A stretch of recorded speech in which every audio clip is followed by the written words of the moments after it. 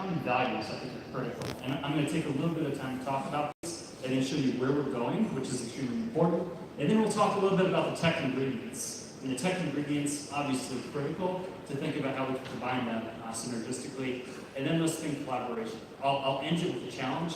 It's also a challenge really to my team, where I want them to think in a certain direction, and I would love to go in this direction together.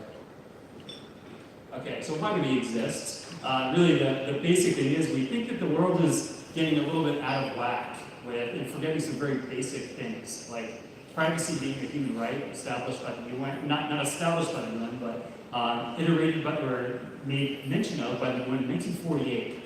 And the world, the way that we've progressed, has sort of forgotten that. Especially, it's not uniformly understood in all parts of the world, but we think it's something that's fundamental to being a human being. It shouldn't really matter what part of the world you're from. So based on this whole right to privacy, we can derive a whole bunch of other stuff, like freedom of expression, freedom of association, rights to kind of democratically voice your opinion in different domains that affect your life. Right? So there's a lot of very important values that we're using technology to try to bring to life. Okay, so this is extending on what we consider the cypherpunk dream, right? Using technology to induce social change.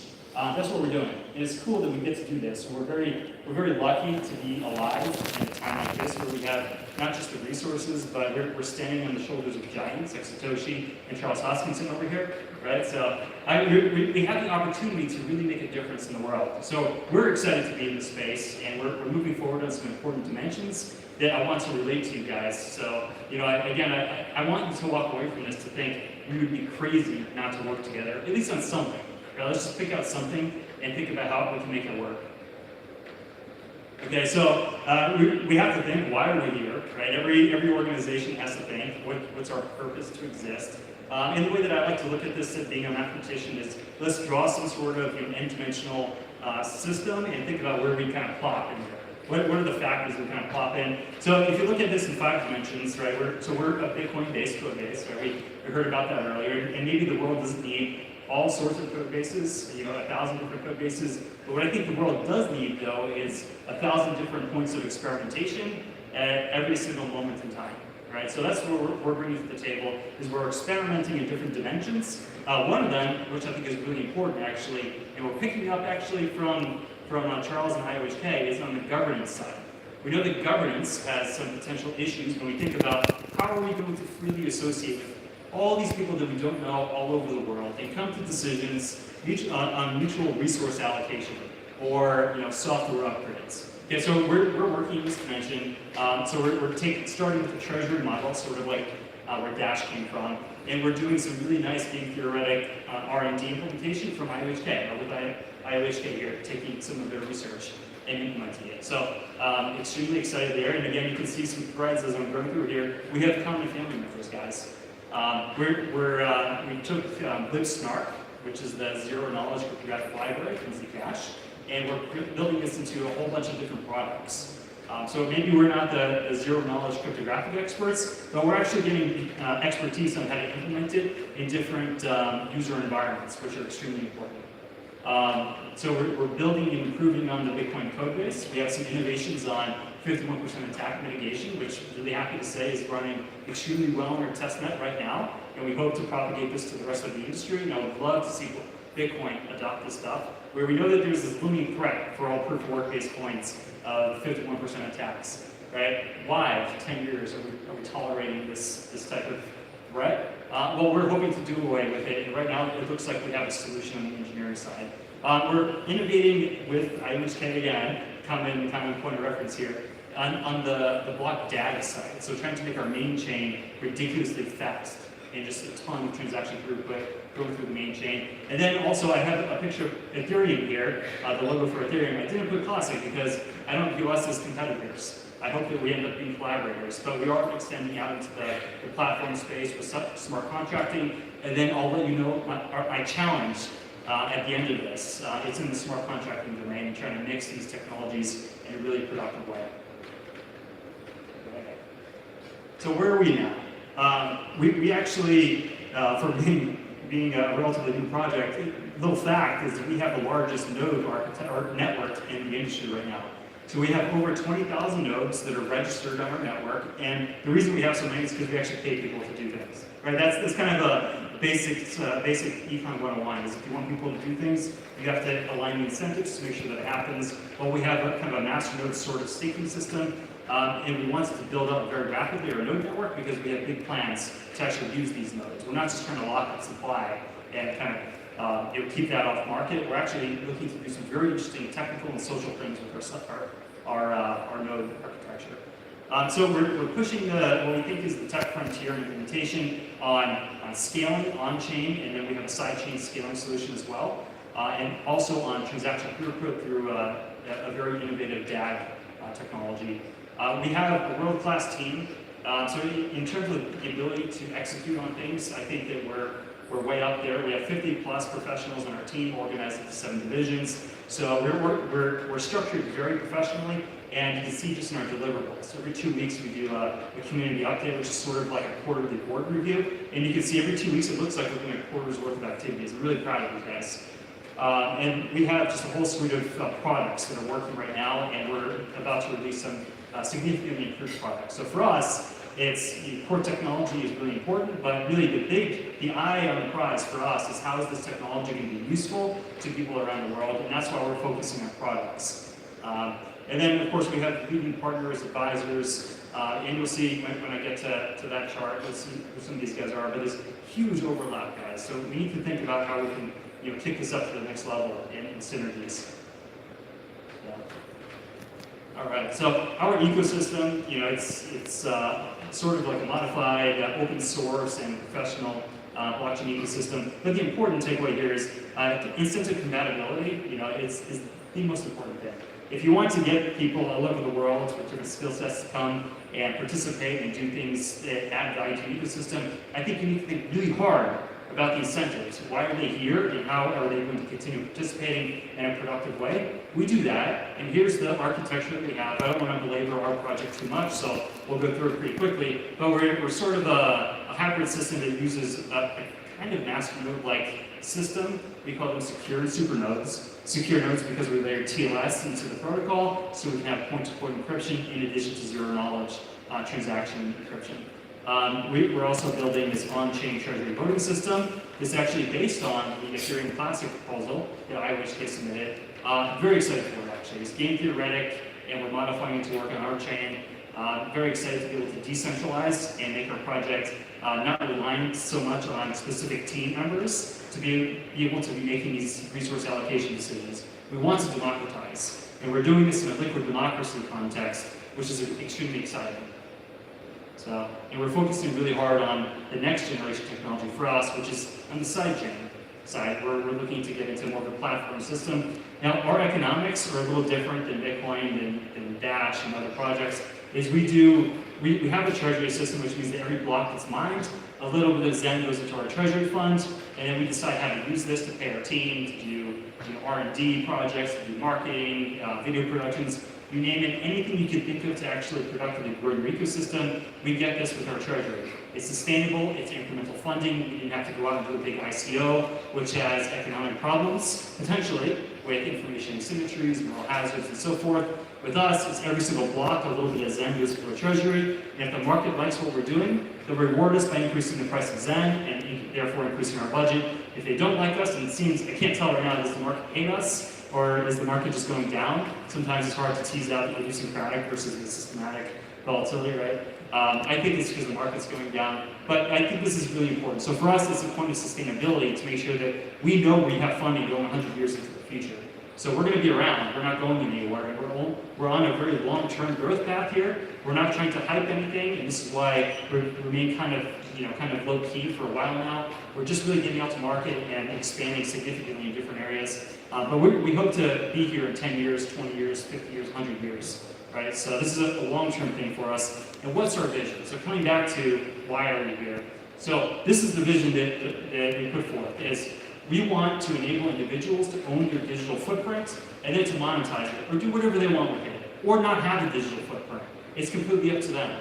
But really, my big utopian vision here is I would love to see a de facto universal basic income everywhere in the world. It applies to every single human being. It's based on technology, not politics. This is the long-term vision, and this is what we're trying to do by building out an app ecosystem and using zero-knowledge cryptography to protect user data, and ultimately plug this into decentralized marketplaces for that data in a way that's safe, secure, and anonymous for individuals, so that they're not compromised, but they can also benefit from their own digital footprint. Okay, so there's two tech ingredients that are really important for where we could potentially work together. One, we're a big user of zero-knowledge cryptography, right? So maybe we're not the cryptographers at the end that are going out there innovating right now on the tech, but we're innovating how it's used.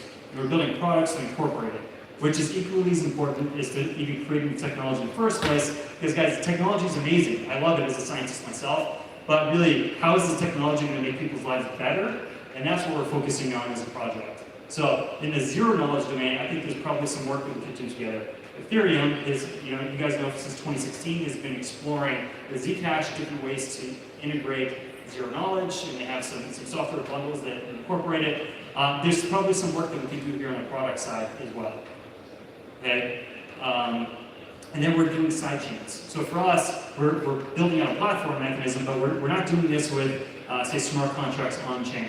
So we're trying to do this in a sort of scalable, containerized method where we have sidechains that can do a whole bunch of different things that are generalizable. And the model that we're going to actually be announcing next week with a new technical white paper, we'll show you that it's a generalizable sidechain system where the main chain does not have to know anything about any sidechain that's built on it, which is really nice because it's modular. It has at its core software development and SDK, where as long as a sidechain, any developer in the world can create a sidechain that is interoperable with our main chain just by plugging in our SDK, and this will be the point of interaction. So the future that I see here is I want to migrate entire business models onto their own sidechains. Maybe not their own sidechain, maybe we'll have a real estate sidechain, maybe we'll have a healthcare sidechain, maybe we'll have a sidechain for a large enterprise that wants its own independent one. Maybe we'll have a Golang sidechain, a Scala sidechain, maybe we'll have a nice C++ sidechain.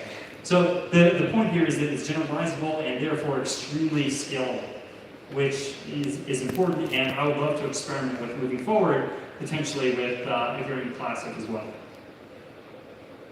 So here's the challenge. The challenge that I give my team, first and foremost, and then if you guys are up for joining us on these challenges, we want to build a sidechain with smart contracting and embedded zero-knowledge cryptography. Okay, so this is quite a challenge. This is like our version of the Manhattan Project, and we're really excited for it. So we're kicking this off with our own sidechain SDK that you'll see published next week, at least the technical specs. And then we're going to be developing a prototype of our first sidechain. Our first sidechain will actually be our treasury voting system, which will be used as the cornerstone of governance for our ecosystem, so that we can truly decentralize and make our system censorship resistant. But what I want to do is, if you guys have any interest here, Ethereum Classic developers, in pioneering some of this stuff with us, working with us, maybe we do some R&D together, maybe we do a demo together. Please, let's talk afterwards. I'll put you in touch with our CTO, our chief architect, and we'll actually get working on a tractable project to make it happen. So we're all about being tractable and actually getting things done. So we pride ourselves on operational ability to execute. So let's put together a simple plan. Start small and then try to work from there. So we'd have to think through the type of R&D that we can do together, make sure the economic incentives are aligned properly, obviously. Now, let's leverage some of the existing relationships we have here that you can see today. Charles with IOHK, we have the DCG family here that we're also very proud to be part of.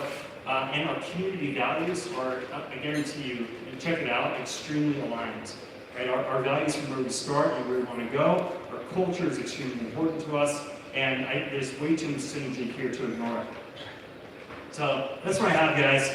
Please, if you're interested at all, check us out. So there's a ton of classic ways here these communities have to engage each other. Check out ours, or just come talk to me afterwards. Let's get something going. But I'm happy to answer any questions right now.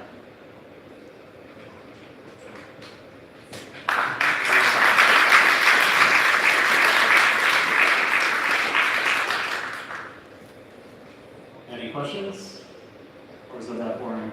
Sure.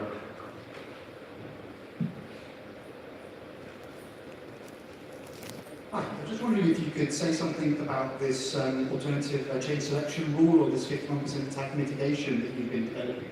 Right, yeah, so the way 51% attacks happen is that you have a malicious miner, they can then mine a sequence of blocks in private, and then do some activity like deposit funds on an exchange, like typically happens in a 51% attack. And then they're mining in private a whole sequence of blocks that includes transactions that invalidate a deposit they made to an exchange.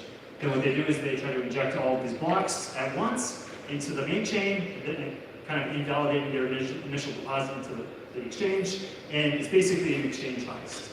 What we did, which is fairly natural, is we impose a penalty metric based on the distance of blocks that you're submitting, the distance from the block height kernel. So it's essentially a very simple penalty mechanism that's very effective, actually. So you try to inject, so in our case, we had a 51% attack a few months ago. And what happened was a malicious miner basically injected 36 fraudulent blocks into the chain and made away with a little bit of money from one of our exchange partners. Not a little bit, it's relative, right? But you know, this is something that we just should not have to deal with as an industry now. It's 10 years into Bitcoin, let's fix it. And that was a thought. So this penalty mechanism, we have a white paper out with the actual detail. You can look at our algorithm. We analyzed a variety of algorithms, converged on the one that actually initially put forth in the white paper. But it's a real simple penalty system.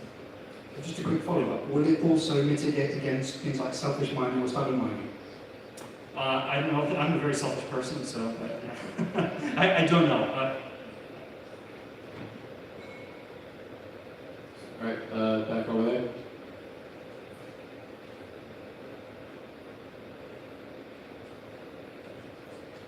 Thanks, Rod. So I think you guys have come up with a really innovative incentive structure to enhance network participation and perpetuate the network effect. And so I'm just curious, what are the types of, how much growth have you seen in the number of nodes that have come online since launching the upgrade back in July? Okay, so we had something like 12 or 13,000 nodes before we did this upgrade recently, where we adjusted the block payouts, and now we have over 20,000 nodes, so from 13 to 20,000 or so. It's fairly significant percentage-wise. So it started to level off as you would expect. The way we do it is we have 10% of the block rewards go to like our tier 1 node class or secure nodes, and 10% of the block reward goes to the tier 2 class or super nodes. And they have different staking requirements. The super nodes have a 500 Zen staking requirement. The tier 1 has 42 Zen from Hitchhiker's Guide to the Galaxy, or kind of works. But when we did the adjustment up to 10% on each of these, we kept it fixed. So it's sort of an economics experiment where we're seeing where we converge to some sort of dynamic equilibrium. I expect it to change. So it's interesting thinking about this from an economics perspective. What's the required rate of return to a node operator? What types of risks are they hedging? What types of liquidity concerns do they consider in valuation? Right now, I think we're converging on sort of equilibrium. But as the market changes, I guarantee there's a sort of macro or systemic risk contribution to the required rate of return. I suspect that will change over time, and I hope to see more. The big vision is we want to see a node in every household. So we think big, and maybe we're crazy, but we're trying to meet these things with as light of a footprint as possible, and ultimately get them out to every single human being. Thanks. All right, great. Thank you very much, Rob.